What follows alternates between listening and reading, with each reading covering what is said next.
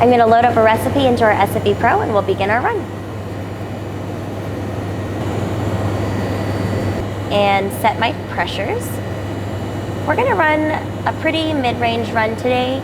It'll give us a pretty great terpene collection, but also some excellent collections in our first and second collection vessels.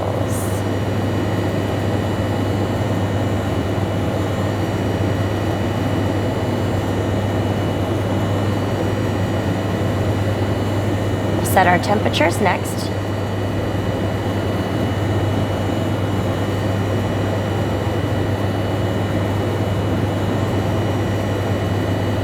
What's really helpful too is we have an active density calculation here, and we also see the state of our CO2.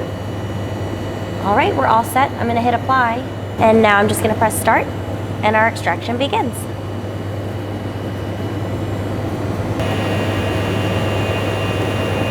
So now comes the easy part. We've already started our run, so we're just gonna wait for our oil to collect in our collection vessels, and then our run will be complete. So we've been extracting for about an hour, and it's time to collect some oil.